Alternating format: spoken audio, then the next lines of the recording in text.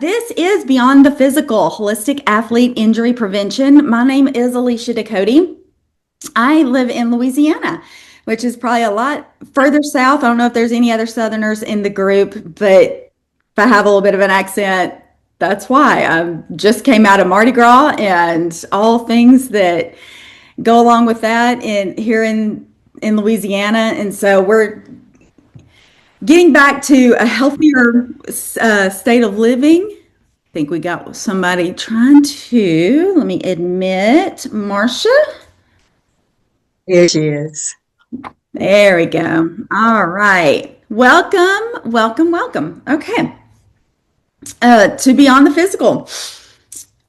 So I'm a doctoral candidate right now with Penn West University, their global online department of health, exercise, and sports sciences. And my research focus has been in adolescent injury prevention.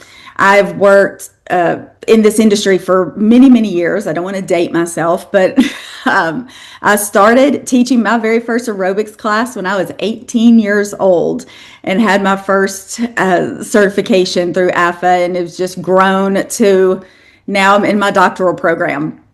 So education is a lifelong process, and I am learning right alongside you guys. So, what does holistic wellness mean to you? I put a little poll up there for you guys to kind of drop in and see kind of where y'all stand on the spectrum of holistic wellness. Is this something that's just a completely new concept, or is this something that you've practiced for years and years and you're just wanting to know more how to incorporate holistic wellness into client retention, to athlete development, and personal training or group fitness, whatever industry you're in currently? So, what is your idea of an athlete? Athletes can span across the decade from early adolescence to senior fitness folks who are playing golf and pickleball and tennis and anybody in between. The mom who's really active, just trying to keep that family together, that student athlete, collegiate, all the way to professional sports. An athlete is a person trained or skilled in physical activities, particularly in sports or games that require strength, agility, or stamina. So this can be a participant in a group fitness class, a recreational tennis player, like I said, a runner, a CrossFitter, a physique competitor.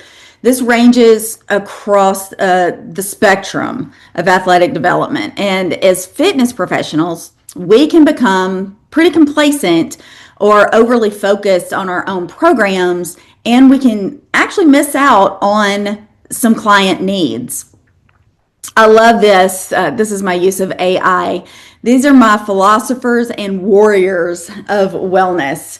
I love this. I don't know if you can pick out anybody in there except for maybe Bruce Lee. But Hippocrates loved, the father of wellness. The physicians take the Hippocratic oath and they look at the art of healing. Hippocrates looked at the art of healing the patient, not merely the disease. He's also coined with the phrase, let food be thy medicine, which is a pretty holistic viewpoint of treating the human body. Aquinas is in this picture. He believed in treating the whole person, body and soul. Gestalt is a psychosocial health professor, kind of one of those grandfathers of mental health. And he understood how treating a human being, you had to treat them from perception, their problem solving, their learning. You had to really link them across all these different mental, emotional, physical states and look at the patient, healing them from a holistic viewpoint. Aristotle is credited with, but the whole is something beside the parts. Our modern interpretation of that is the whole is greater than the sum of the parts. Euclid is in there. The whole is greater than the part. we're not really sure who really coined that phrase, but it's linked to those two people, Aristotle and Euclid. Even the Native Americans had a wellness wheel where they looked at the body. At the center of that wellness wheel was emotions, or a balance. I'm sorry, balance. And you had emotions, physical, spiritual, and mental health that they looked at in this medicine wheel to find balance in life. And then, of course, Bruce Lee, the reason we're kind of all in fitness, I think, I know he's the reason I'm in fitness, but he said, be water. He looked at the physical, the mental, the philosophical, and the nutritional components of overall wellness. Anybody familiar with the wellness wheel? I know I became familiar with this wellness wheel actually as an undergraduate, and there can be up to 9 dimensions of wellness, but I love a good acronym. How I can remember things, I kind of narrowed it down to 7, which I like to call the PSMO. Your physical, emotional, environmental, spiritual, social, mental, and occupational dimensions of wellness. And we're going to look at this wellness wheel and how each one of these dimensions, they are a separate compartmentalized entity, but how they make up the whole person, body, mind, and spirit, and how we can integrate aspects of this wheel into our classes, into our personal training, into our coaching, to promote holistic wellness to all of our clients and all of our athletes and even ourselves. So why holistic injury prevention? And I'll tell you a little story. So I had a client right out of college. I was in cardiac rehab and diabetes care, and I had a diabetic client who had just been diagnosed type 2, and she was coming to the gym to start living a healthier lifestyle. And I did her orientation, did all of her PAR-Q, and scheduled her follow-up appointments, and we talked about nutrition, medicines, all the things, got her physician release. And when she showed up for her first appointment for cardiovascular assessment, her blood sugar was just bottomed out. It was like in the 30s. So of course we couldn't continue. We had to give her a snack, bring her blood sugar up to safe levels. We talked about when she was coming after lunch, maybe have a little bit more to eat for lunch before she comes to work out, and kind of worked through some of those strategies. Next day she came back, same thing. It was like in the 40s.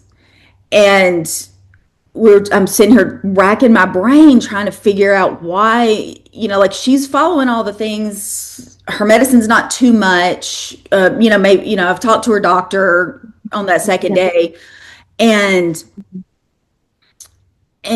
come to find out, like on the third day, I was like, okay, I want to know your day from the moment you wake up to the time you walk into this facility.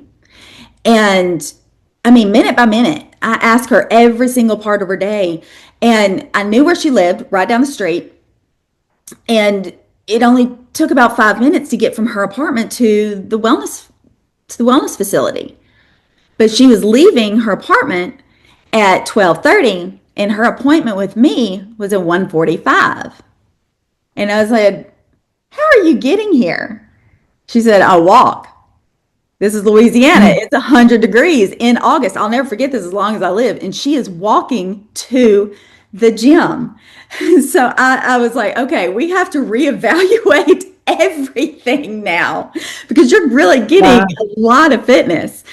So that was kind of my first wake up call to looking at clients from outside of just what is right in front of me, to asking those questions that needed to be asked to really give them the tools that they needed to be successful. When I worked with athletes, I had a high school kid, high school freshman, known him since he was in seventh grade. He played four sports: football, baseball, soccer, and basketball year round, four sports. And he's sitting on the training table one day and he's like, I mean, he's exhausted. And I was just waiting for that moment that I could be like, okay, Peter, it's time. You have to pick your top two sports and you got to let everything else go because you're not going to get to college, which was his goal, by being broken down, burnout, and it's time to start taking care of your body more. And so having those conversations with from youth to people in the medical field to even senior adults, holistic wellness really does play such a part of injury prevention, injury and illness prevention. So we're going to roll through these decently fast because there's going to be a little quiz at the end, a little practicum, if you will. So that'll help you pay attention. All right. So we're going to start with physical wellness, starting with our PSMO, P for physical, looking into what keeps us physically well. First up is basic injury prevention, incorporating warm up, cool down. Hang on, we got one to, let me, all right. Hang on, we got a couple of folks coming in here. Let me get them in. All right. Incorporating warm up and cool down. I don't know how many folks teach class and they have busy moms in their class that always tend to slip out for the cool down, and how important it is for us to really encourage people stay for that cool down, stay for that stretch. Really concentrating on things like that helps our clients really achieve their goals. Mobility training, flexibility, incorporating both strength and cardio. Flexibility training trains that neuromuscular system, especially as we age. We really need that center of balance. We need to be able to get down on the ground, get up off the ground, be flexible when we fall. We just had an ice storm in Louisiana. I don't know if you've ever seen a Southerner on ice, but it's not pretty. There's a lot of falls. We had a lot of people going to the ER that were falling on the ice. And being able to fall without getting hurt is pretty key to anyone from an adolescent athlete all the way up to a senior. Nutrition. Promoting proper hydration strategies is key. I love, we have a holistic farm where I live. I grow organic vegetables and do the whole non-GMO heirloom produce. And this summer we played around with all of our excess watermelons, making watermelon juice and hydration drinks that were completely natural. Infused waters are fabulous for folks, and it doesn't have to just be lemons or limes. You can do cranberry infused, orange infused. If you need a little vitamin boost, you can combine different kind of fruits. That pink Himalayan salt contains over 80 minerals that is essential for a proper electrolyte balance. So not everyone needs a sports drink or a heavy electrolyte drink unless you're really profusely sweating or doing very long periods of exercise. But bottled water, I don't know about y'all, but we have a very heavy bottled water community around here because our water is not the best. But bottled water does not contain all those minerals that the body needs to stay properly hydrated, to connect the brain and the neuromuscular pathways to operate muscles and efficiently and effectively. So hydration is really important to be promoting that, especially with our clients and with our kids. Big time with our kids. Meal planning. Incorporating tips to help folks with meal planning. When we're tired, when other things are affecting our physical health, we're very fast to reach for the things that we don't need, that's going to affect us even worse. There's a thing called the gut brain muscle axis. We'll talk about that in several slides. The gut brain axis, especially with emotional and mental wellness, but in the physical, your gut, the gut microbiome, it's directly connected to the brain. Well, now there's even more studies that are linking that gut microbiome to our muscles, to how our muscles are firing, how our recovery is occurring, different things like that. So, proper nutrition, whole foods, good, clean foods are very important to be promoting to our clients. And then, of course, rest and recovery. Sleep is vital. It's not a luxury, it's a performance tool. And we need to be promoting that, especially with all walks of life. Sleep is not a luxury, it's a performance tool. Sleep is important because it actually helps us control our nutrition. Sleep directly is related to our hormones and our hormone secretion. And when we don't get enough sleep, we are more at risk for those reaching for the things that we don't need to put in our bodies, the sugar and the processed foods and the fast food, the late night snacking, things like that, because what it does is it impairs our glucose metabolism and our insulin sensitivity, so that we really is we can't help ourselves. We got to open the fridge 18 times. So sleep, super important. Moving on to emotional wellness. Uh, Emotional wellness, different from mental wellness. Okay. Emotional wellness incorporates coping mechanisms, how you find yourself coping with everyday stress, with things, maybe things aren't going as planned. How do you cope with different aspects of your life? And some great techniques is teaching mindfulness, meditation, getting out in basic physical activity, not just exercise class or in the gym, but going hiking, getting out into nature. Super important when that serotonin that is released when you're out in nature, it just provides mental clarity, and it actually helps us really get in tune with our emotions. Decision making is affected by stress and is linked directly again to that gut microbiome.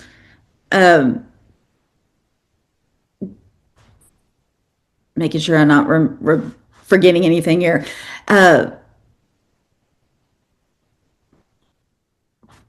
Oh,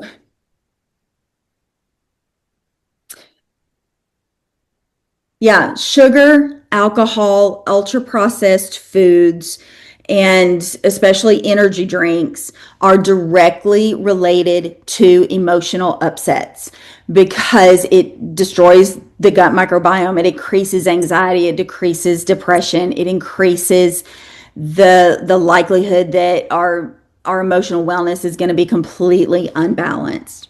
The National Institutes of Health actually has an emotional wellness toolkit. You can go to nih.gov and download the wellness toolkit.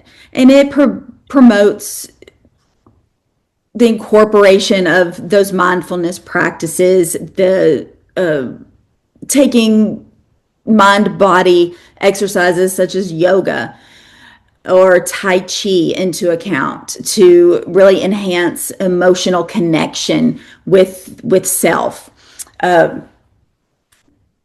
Also, it teaches us to really practice self-compassion, having compassion with ourselves, not striving for all that perfection all the time.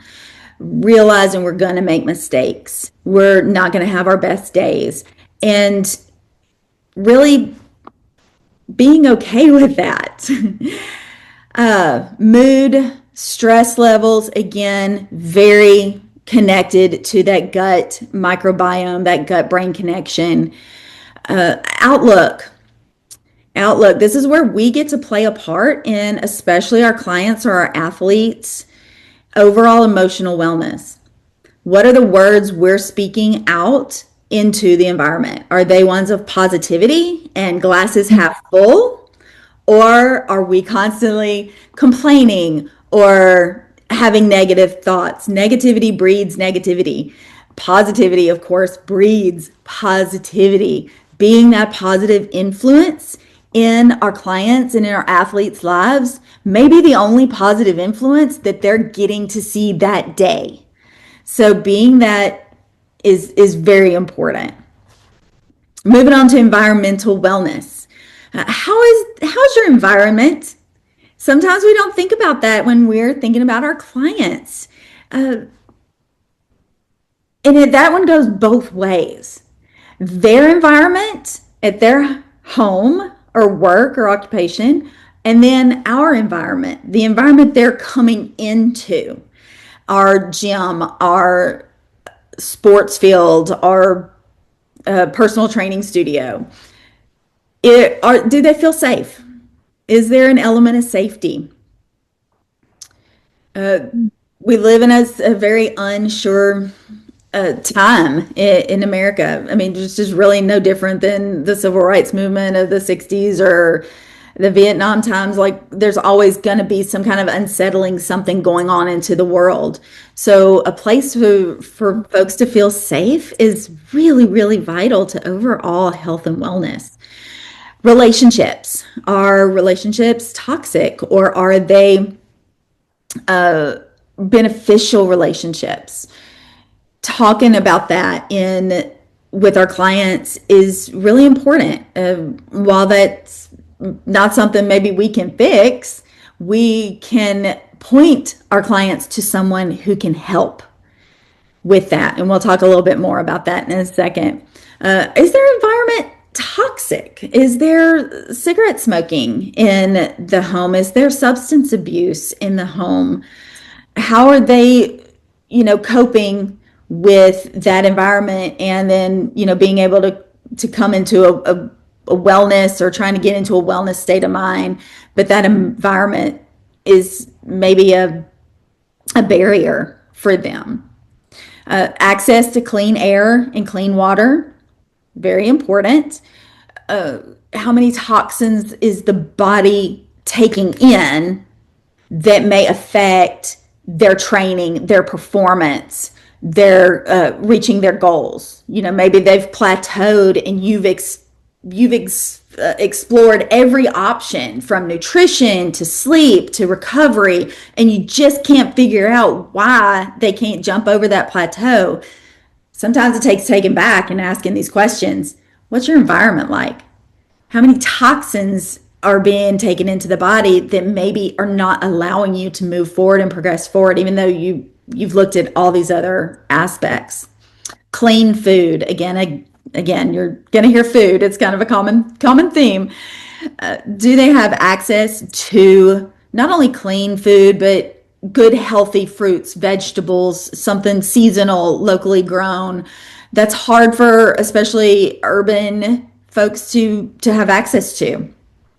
So how can you connect those dots with those clients to get them more access to healthier food? And then, of course, transportation. That's a big one. Are they walking to get to the gym? Or are they taking the city bus? Or are they having to rely on maybe an unreliable vehicle? And that takes a toll on the person from a wellness and a well-being aspect, is when you can't get from point A to point B. I think we've probably all been there before. Moving on to social wellness. Some people find their social wellness in our classes or in their team sports or their community groups where they're, maybe it's a CrossFit group or a running club or something. But encouraging people to be social outside of those class settings, encouraging community events, and even us getting out, being involved in community. I think our whole wellness and healthy lifestyle, it really is one big community. We know that every time that the Olympics is on, we all come together to cheer on our favorite athletes or countries or sports, but we all come together because we are really one community across everything else. We have this common thread. So getting out and volunteering, maybe you can host a networking event.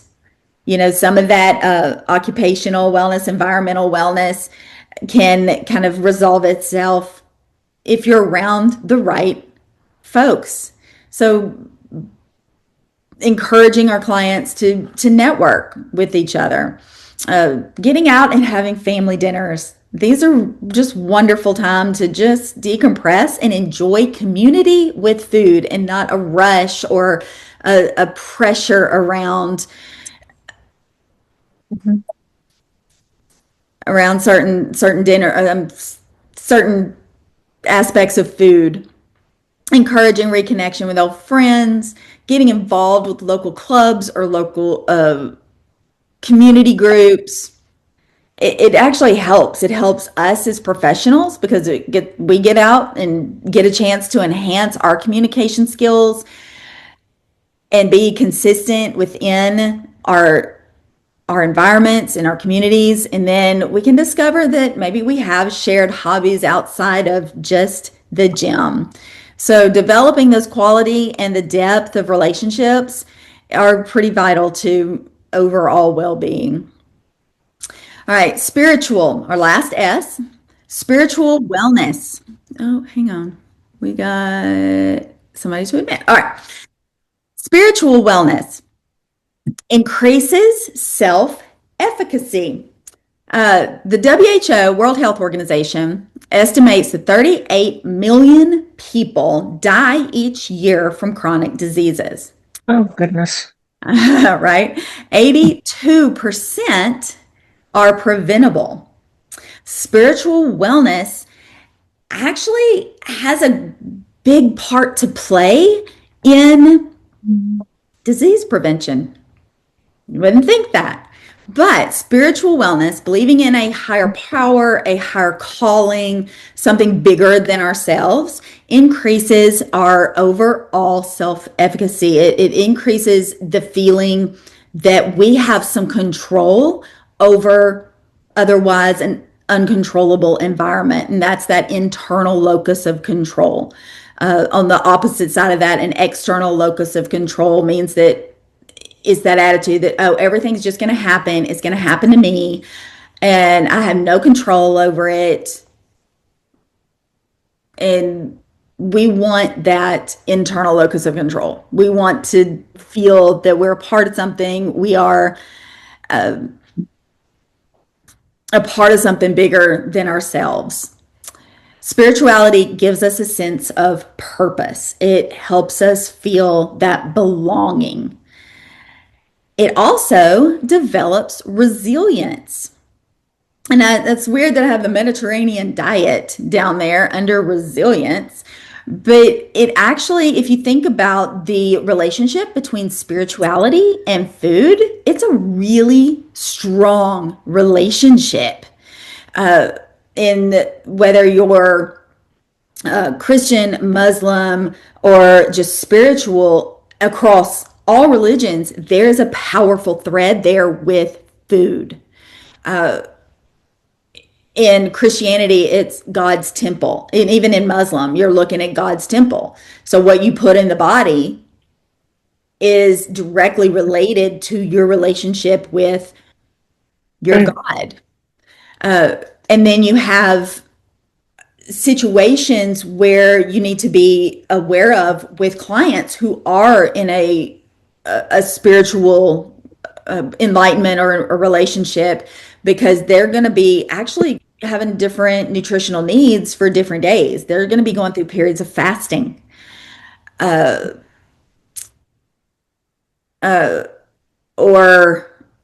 they may be, kosher, or going through like their spiritual holidays. So, we kind of need to be aware of that so that we know the training load that we're putting on them, with especially with reduced energy or reduced calorie restriction, and to know what we can and cannot do with these athletes during those days.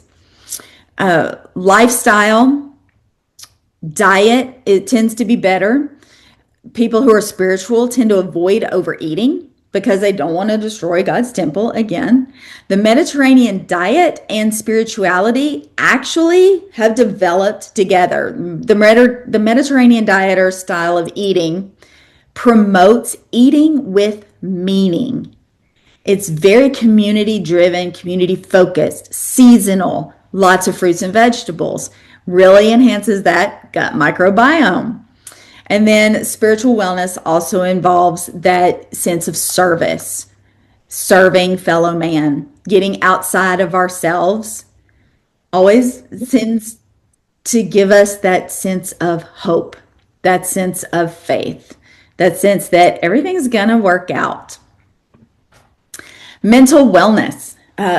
Emotions, we talked about emotions earlier. That's how we process and handle our emotions. But mental wellness is the overall psychological well being of ourselves. This incorporates SMART goals, teaching folks that they need to have goals for themselves that fit in that SMART anagram. They're measurable, they're attainable, they're realistic, and then being able to stepping stone up until their big overall goal. Let's see. Visualization helps a lot with mental wellness. Grit and mindset, we tend to kind of fall those under mental wellness. However, when you really think about mental wellness, you really start thinking about that gut microbiome, that gut brain axis. So you have the vagus nerve that runs from the brain down the spinal cord. It's kind of like your central highway of, with communication between the brain and the gut. So, for example, your stomach may tell your brain that it's hungry. Okay, that's the brain talking, the stomach talking to the brain, saying, I'm hungry. So the brain is then signaling to the body that you need to fix that hunger. However, the other side of that, take for instance, love. Your brain tells you that you're in love with someone, and then what do you feel in your stomach? You may feel butterflies, or that kind of nervous stomach, which is connected to to that brain, and the whether it's oxytocin or dopamine or any of those hormones being produced, it's directly tied to your stomach somehow. So really tying in a lot of the mental wellness components into our everyday classes, to our training sessions, are going to be important. And that is actually going to help to reduce anxiety, depression, forgetfulness, which are all again linked to that gut microbiome. So really encouraging people to focus on the SMART goals, to get rest, to eat a good, healthy diet is going to help with our overall mental wellness. And then lastly, occupational wellness. So this is work, All right. If you're a student, school is your work. I talk to student athletes all the time. And I'm like, this is your occupation. You are earning your degree. This is your job right now. Some people may have three occupations at one time. Um, but looking at occupational wellness is really important to overall client success. Numerous studies acknowledge that there's negative health consequences when the workplace is very high in stress, provides low autonomy for individuals to be able to work, poor coworker interactions or relationships, and of course, lack of managerial support. And some people may just have an overall unhealthy work environment.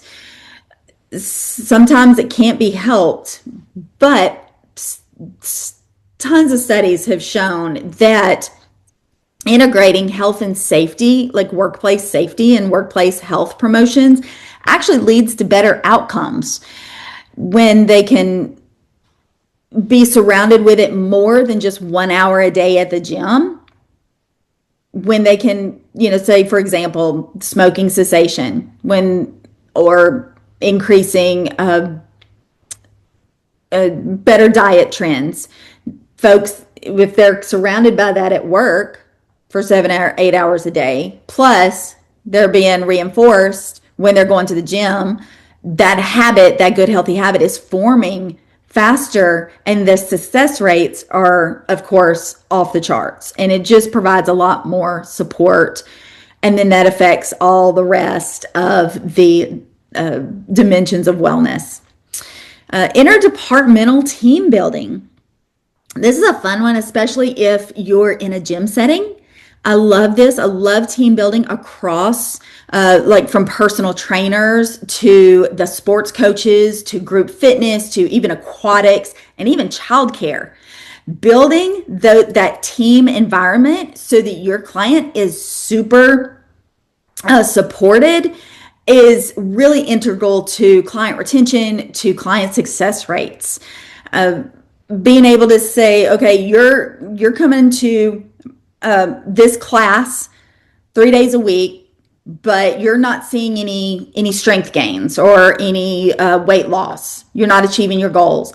Here's some other things on other days. Maybe you can go meet with this personal trainer 1 day a week for an intensive, and then maybe 1 day a week go get into the pool and learn to swim those laps. So you're working across multiple departments, but yet you have one common goal, and that is client success. And I've seen so many clients, for example, I've had personal training clients that they can only afford me 1 day a week. Good. They're not going to change or achieve their goals in 1 day a week. So I work with the group fitness instructors, and I'm like, okay, this is what I'm doing with this client, but this is what they need to be doing, and I'm sending them to your class for that reason, whether it's a yoga class or a HIIT class or a spin class, so that they're getting that all of that training so that they can reach their goals, so that when they come back to me the next week, I can be like, hey, how'd you do? And I've even ducked in on group fitness classes to check on my clients in the classes. And the instructors know that. They know that I'm pushing clients to them. Therefore, they are pushing clients to me out of their class. And we're working together and building really a better environment all around for client success. Love good interdepartmental team building. It's amazing. And then, of course, use of protective equipment, your PPEs. How many times did we hear that during COVID? But it's important across the board. You should have access to everything that you need because we're all certified in CPR and first aid and are required to give that as needed. Do you have what you need? Okay. So that's really important. Access, a part of our own occupational wellness. How are we staying safe and keeping our clients safe and providing that environment that's efficient, really. So that is Pismo. That is all the dimensions of wellness. So how do we put it all together? And can you see a common thread linking the dimensions of wellness? So injury and illness both occur due to diet, lifestyle choices, poor training, lack of periodization, and of course, overtraining. Increased training, for example, you're doing CrossFit every single day and you're not can't say it, uh, working within that periodization model and doing active recovery or it actually works opposite on your gut.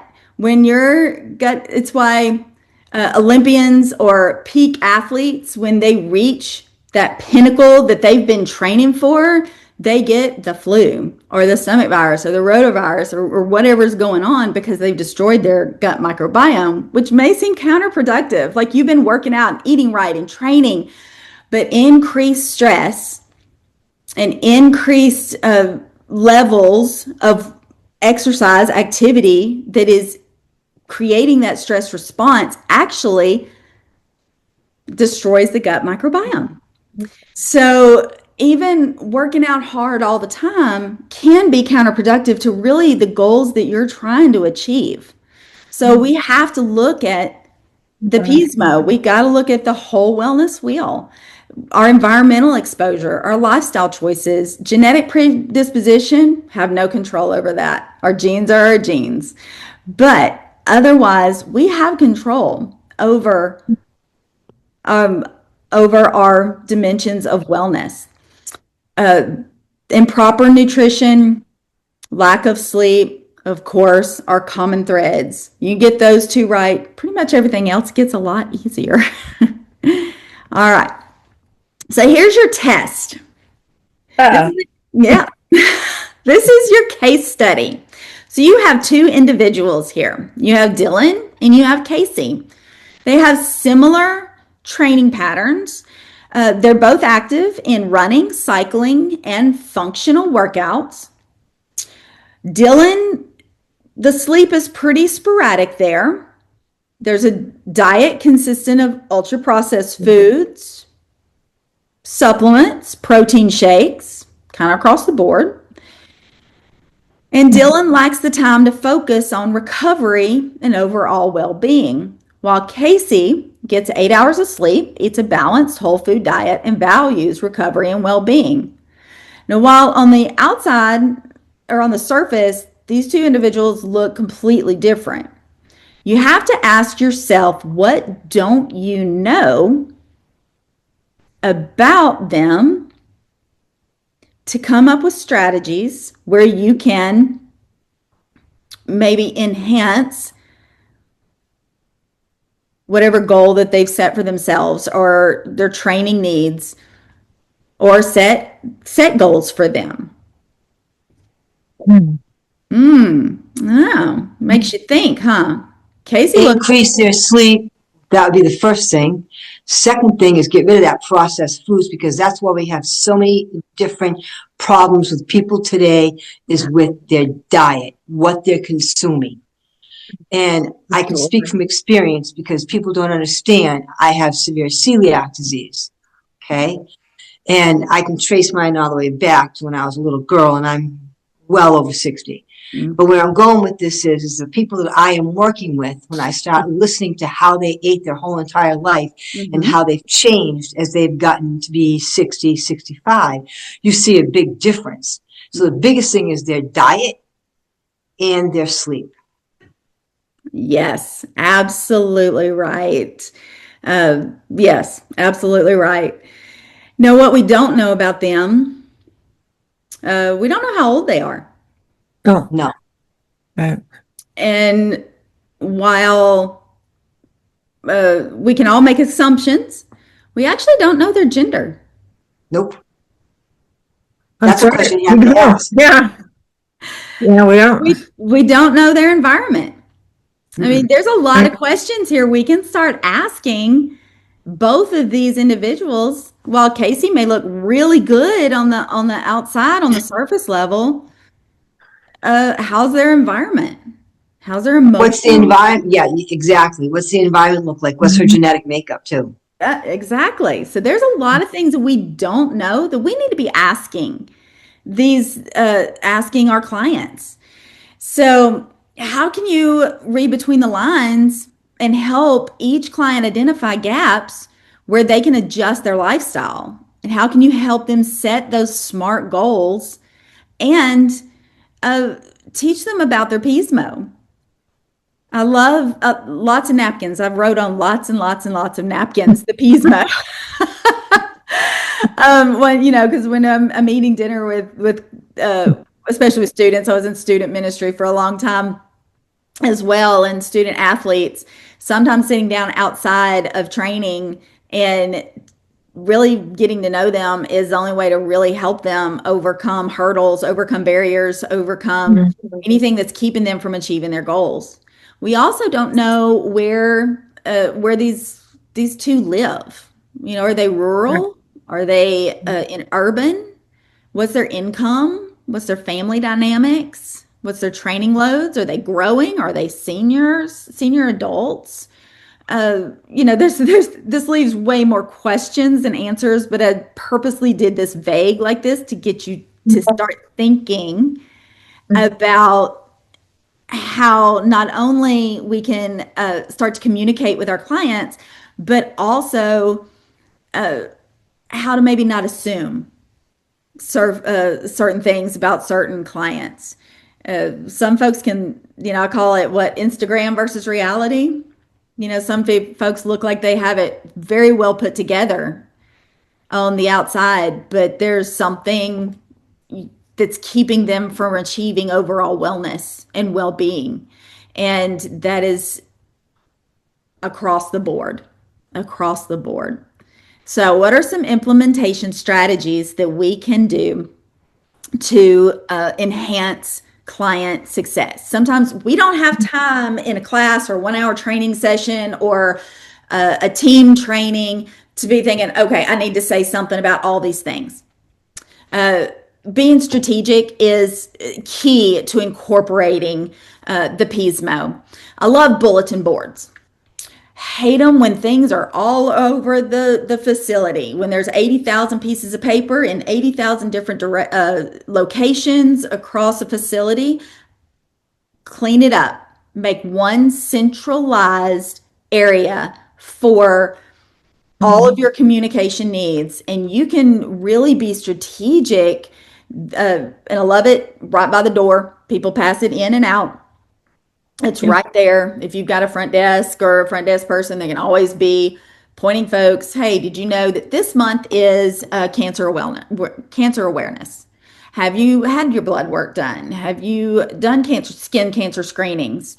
Um, I just jumped ahead to wellness fairs, but I loved one thing we incorporated. We started working with the local hospital to do reduced cost wellness fairs.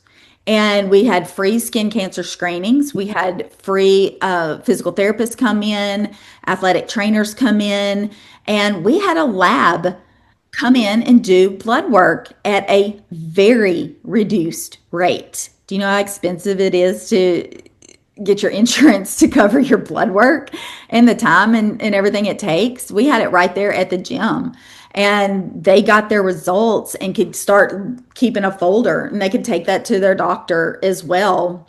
But getting that blood work done actually really is helpful to overall client success. You may have somebody that you didn't realize they may have an underlying heart murmur or high cholesterol or low B B complex or anything. So, I mean, that's an important step of overall wellness and client success and athlete success.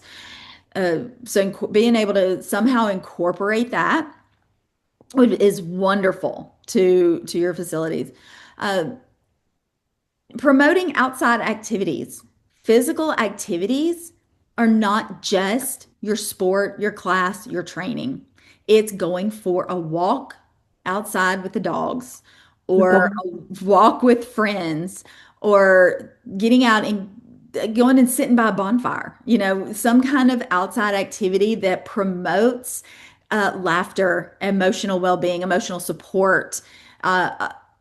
It really does benefit your clients overall. Class tips.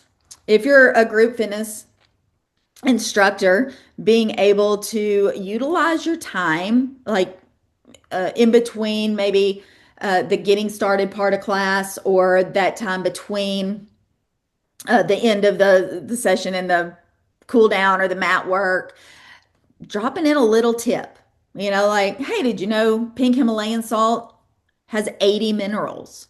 You can put a pinch of it in your water, and that's your full electrolytes for the day.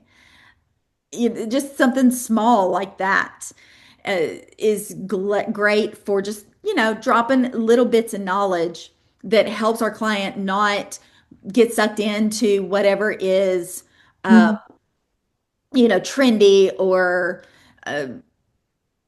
Right. social media driven. Y'all see what I'm saying there.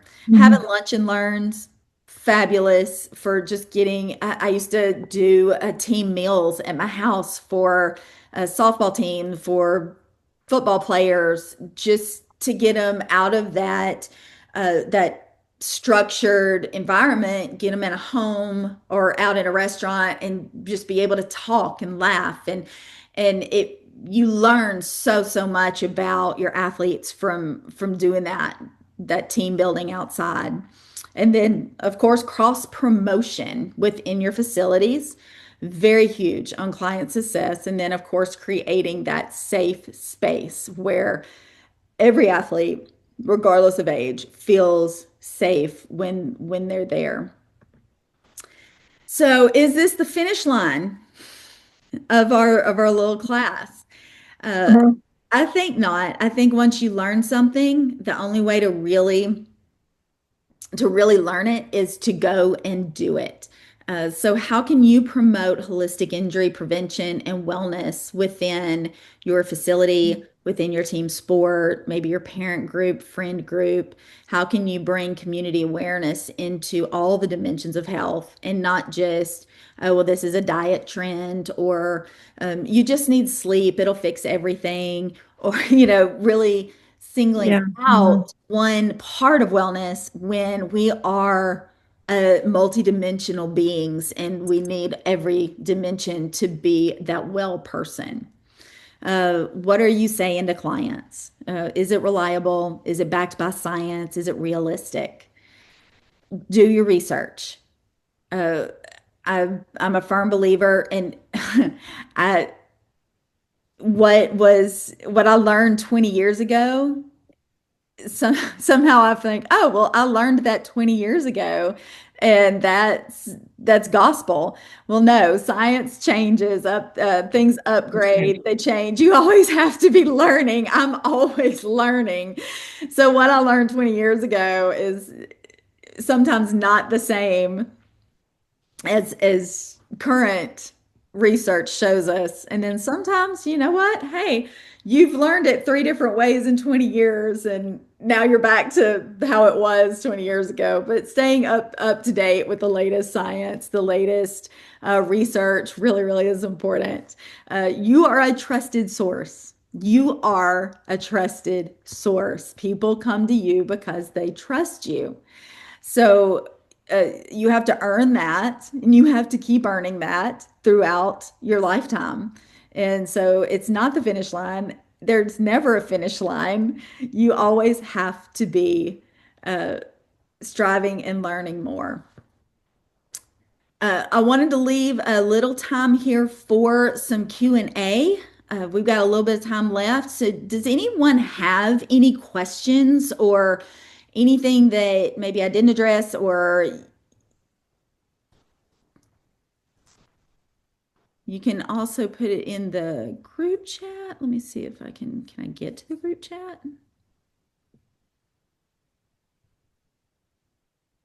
This doesn't allow me to get to the group chat. So if you put anything in the chat, I may not be able to get to it until I stop my screen sharing. Oh, hang on. Let's see. Oh, here we go. Um, yes, Adrian, I got you. Uh,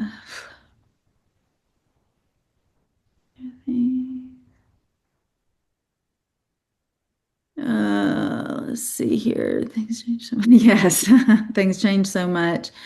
Um, Patricia, did you have a question about their occupational environmental well-being? Are there things impacting sleep and time to focus? Um, No, that was from the hypo that you put up there. I was like, you're asking some things to consider. That was from that. It's like, oh, okay. All right, good deal. Good deal. Okay, I was making sure I didn't miss anything. All right, I can do that. All right. So, first of all, I want to thank you all